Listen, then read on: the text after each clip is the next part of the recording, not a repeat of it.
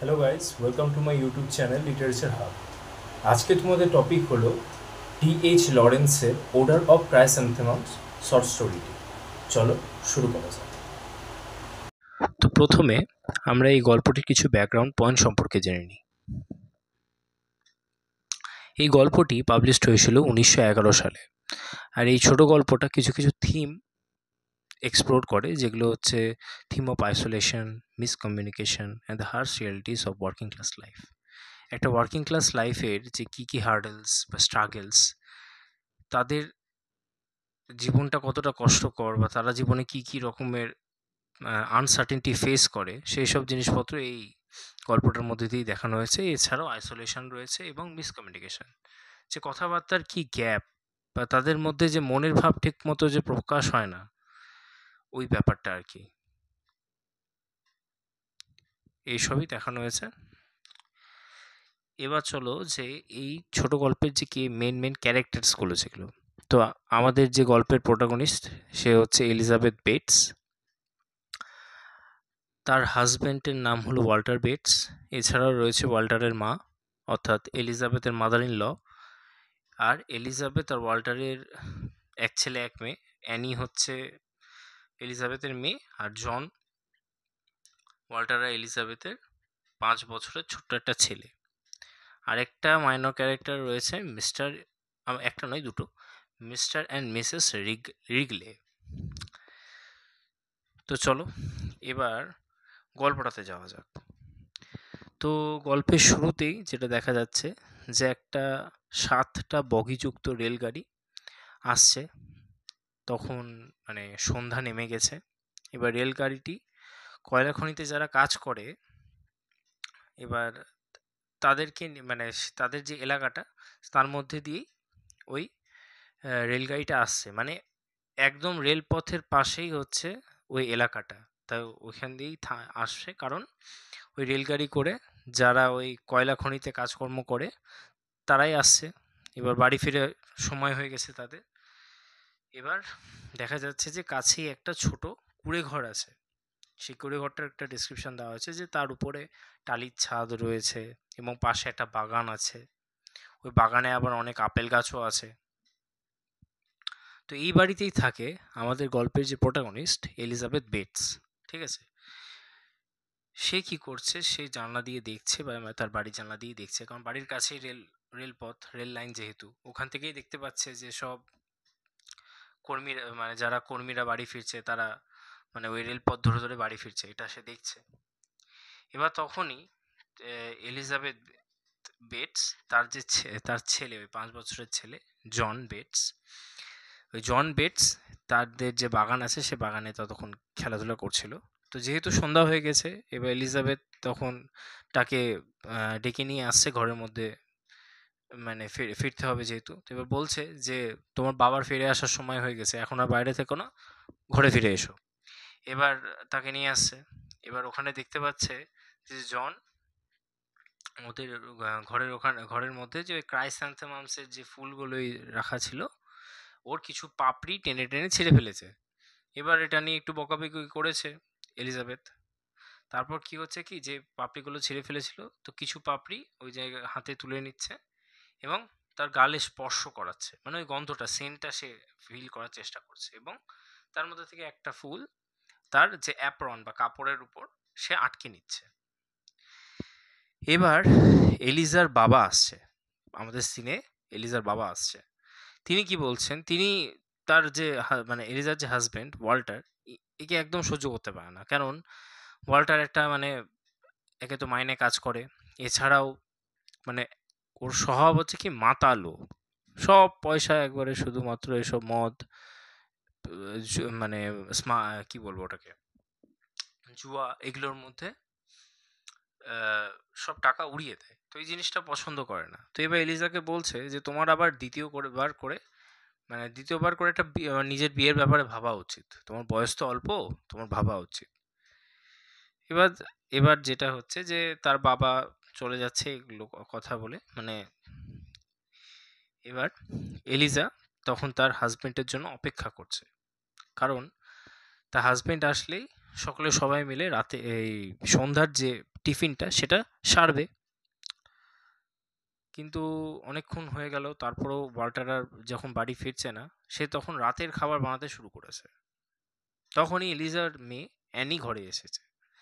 এলিজার মেয়ে অ্যানি এতক্ষণ বাইরে ছিল। এবার এলিজা তো রেগে গেছে যে কেন এত দেরি করে এসছে। এবার এছাড়া ওয়াল্টার যেহেতু বাড়ি আসছে না, তো অ্যানিকে জিজ্ঞাসা করছে যে তুমি কি তোমার বাবাকে দেখেছো আসার পথে? তো জানতে পারছে যে না, ওয়াল্টারকে সে দেখতে পায়নি। যাই হোক, এবার এলিজা হয়তো তখন ভাবছে যে হয়তো আবার ওই ওয়াল্টার ওই কোনো মা- ওই কোনো ঠেকে গিয়ে বা কোনো পাবে গিয়ে বসে আছে এবং ওই মদ খাচ্ছে হয়তো ওর বন্ধুদের সাথে, এটা আশঙ্কা করছে। তো তখন সে কি করছে, আহ, সে অ্যানিকে তখন খেতে দিয়ে দিচ্ছে। এবার এলিজা তখন ওই যে ফায়ার প্লেসটাতে, মানে বাড়ির মধ্যে যে ফায়ার প্লেস হয় যেখান থেকে ওই মানে কোল বা কয়লা দিলে যে চারিদিকে ঘর আলোকিত হয়ে যায় না, ওই যেগুলো শীত প্রধান দেশ সেগুলো জায়গাতে এরকম দেখা যায়, চিমনি টাইপের কিছু বলা যায় আর কি, ফায়ার প্লেস। তো ওখানে এক্সট্রা করে কোল দিচ্ছে এলিজা। এবার এর ফলে কি হচ্ছে কি, ঘরের মধ্যে যে আলো সেটা কি না বেড়ে উঠছে। এবার এই আলোতেই একটা জিনিস রিভিল হচ্ছে যে এলিজাবেথ হচ্ছে প্রেগনেন্ট, মানে তার তৃতীয় সন্তান আসছে। এবার অ্যানি তখন তার মায়ের যে অ্যাপ্রনের উপরে যে ওই ক্রাইস্যান্থামামসের যে পাপড়ির টুকরোটা সে মানে লাগিয়েছিল আর কি, সেটা নিয়ে একটা মন্তব্য করছে। এবার এলিজা তখন ঘড়ি দেখছে যে হ্যাঁ, টাইম তো অনেক হয়ে গেল, এখনো ওয়াল্টার কেন ফিরছে না, এটার মধ্যে তার দুশ্চিন্তা। এবার কি করছে কি, এলিজা তখন ওই জন এবং অ্যানিকে ঘুমাতে পাঠিয়ে দিচ্ছে এবং রাত ঠিক 8টার সময় সে বাড়ি থেকে বেরোচ্ছে। তার নেইবারদের মধ্যে একজন রয়েছে ওই রিগলে ফ্যামিলি, তো তাদের বাড়িতে যাচ্ছে। এবার ওখানে গিয়ে মিস্টার রিগলেকে জিজ্ঞাসা করছে যে ওয়াল্টারকে দেখেছে কিনা। তো মিস্টার রিগলে বলছে যে ওয়াল্টারকে সে নাকি ওই কোল মাইনের ওখানে লাস্ট দেখেছে আর কি। এবার মিসেস রিগলে যে আছে, সে তো গোটা রাষ্ট্র করে বেড়াচ্ছে এই যে হ্যাঁ ওয়াল্টার এখনো বাড়ি ফিরেনি, কোথায় কি করছে, ওই কোটকাচালি ব্যাপার যেটা হয় আর কি, একদম। এবার এলিজা তো মানে এগুলো শুনে তো মানে তার মন মেজাজ ভালো নেই, কখন আসবে ওয়াল্টার, এবং তার শারীরিক যে অবস্থা বোঝাই যাচ্ছে। সে তখন বাড়ি ফিরছে, ঠিক 45 মিনিট পর তার শাশুড়ি মা ঘরে আসছেন কাঁদতে কাঁদতে। এলিজা অবাক হয়ে তাকে জিজ্ঞাসা করছেন ওয়াল্টার কি মারা গেছে, মানে ওর মায়ের কান্না দেখে ও হয়তো এই জিনিসটা রিলেট করতে পেরেছে। এবার আহ, ওয়াল্টারের মা তাকে বলছে যে ওয়াল্টার নাকি একটা সিরিয়াস অ্যাক্সিডেন্ট ফেস করেছে। তখন ঠিক তখনই একটা মাইনের তাদের মানে ওই ওয়াল্টার যেখানে কাজ করে সেই মাইনের কর্মচারী এসে আহ, খবর দিচ্ছে যে ওয়াল্টার নাকি ওই মাইনে মানে কোল মাইনে চাপা পড়ে শ্বাসরোধে মারা গেছে। এই শুনে তো মানে এলিজার মাদার ইন ল, অর্থাৎ ওয়াল্টারের মা, মানে একদম কান্নায় ভেঙে পড়ছে। কিন্তু এলিজা চুপচাপ আছে, যা মানে সে যদি চিৎকার করে তাহলে তো তার সন্তানরাও জেগে যাবে, সেটা সে চায় না।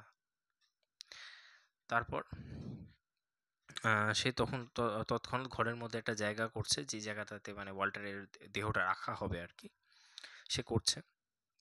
তার কিছুক্ষণ পরেই ওই খনির যে ম্যানেজার এবং সাথে আরেকটা লোক ওয়াল্টারের বডিটাকে নিয়ে আসছে। তাদের মধ্যে একজন ভুলবশত ওই যে ওদের ঘরে যে ক্রাইস্যান্থেমামসের যে ভাসটা ছিল, ফ্লাওয়ার ভাসটা, সেই জিনিসটা ভুল করে ফেলে দিচ্ছে আর ভাসটা ভেঙে যাচ্ছে। তখন এলিজা কি করছে, ওই ভাঙা টুকরোগুলো কাঁচের সেই জিনিসগুলো ঠিকঠাক করে নিচ্ছে। তো এবার ওই এই নিচে কোলাহল এবং ওই ভেঙে যাওয়ার আওয়াজে এবার কি হয়েছে কি, তার মেয়ে অ্যানি জেগে এসেছে এবং সে যখন এসে দেখছে এরকম ব্যাপার, সে কাঁদতে শুরু করেছে। এলিজা তখন তাকে চুপ করাচ্ছে এই করে। তারপরে যাই হোক, ওই আরও যারা এসেছিল তারাও এই এলিজার মাদার ইন লকে মানে চুপ করানোর চেষ্টা করছে, তিনি তো কান্নায় প্রচণ্ড ভেঙে পড়েছেন। তো যাই হোক, তার পরবর্তীতে এবার ওই এলিজা এবং তার যে মাদার ইন ল ওয়াল্টারের দেহটাকে ওয়াশ করাচ্ছে, ভালো করে পরিষ্কার করাচ্ছে, কারণ তার ক্রিমেশন করতে হবে যেহেতু। এবার রেডি করাচ্ছে তাকে, নতুন জামা কাপড় পরাচ্ছে এবং একটা শিটে তার দেহটাকে মুড়ে দেওয়া হচ্ছে। এবার এলিজা তখন এত কিছুর মধ্যে মানে ও এত কিছু করছে, ও কিন্তু ঠিকমতো কান্নার কিন্তু ও সুযোগ পায়নি। একবার ওর হাজব্যান্ডকে বলছি, একবার ওর হাজব্যান্ডের মাকে সামলাতে হচ্ছে, একবার ওর বাচ্চাদের সামলাতে হচ্ছে। তো এই সব কিছুর মাঝে ওর যে দুঃখটা বা ওর যে কান্নাটা, সেই জিনিসটা ও মানে ও সবার সামনে এক্সপ্রেস করতে চাইছে না, ও জাস্ট নিজের কাছে ব্যাপারটা রাখতে চাইছে। তো সে কি করছে তখন, সে এত কিছু করার পর সে কিচেনে চলে যাচ্ছে এবং দরজা বন্ধ করে দিচ্ছে। তার মধ্যে একটা লজ্জা, একটা ভয় যেন কাজ করছে। সে রিয়ালাইজ করতে পারছে সেও যেন কোথাও না কোথাও এই ওয়াল্টারের মৃত্যুর জন্য দায়ী। কেন এটা বলা হচ্ছে কি যে ওরা তো একটা ওয়ার্কিং ক্লাস ফ্যামিলি, একটা কোল মাইনের মানে কর্মচারীর ফ্যামিলি কতই বা আর্ন করতে পারে এবং তাদের লাইফে কত রকম কষ্ট। সে কোথাও না কোথাও ভাবছে যে তারও তো আরেকটা সন্তান আসছে। তো সেই মানসিক চাপ, সেই এই যে পারিবারিক যে চাপ, এত কিছু, হয়তো এই প্রত্যেকটা জিনিসই, এই চিন্তাই হয়তো ওয়াল্টারের মৃত্যুর হয়তো কারণ হতে পারে কোথাও না কোথাও। এই ব্যাপারটা নিয়ে আর কি তার মাথায় ভয় ঢুকে গেছে। তো যাই হোক, গল্পটা এখানেই শেষ হচ্ছে আর কি, এটাই শেষ।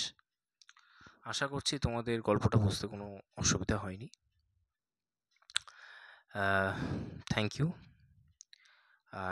চোখ রেখো পরবর্তী ভিডিওতে। ধন্যবাদ।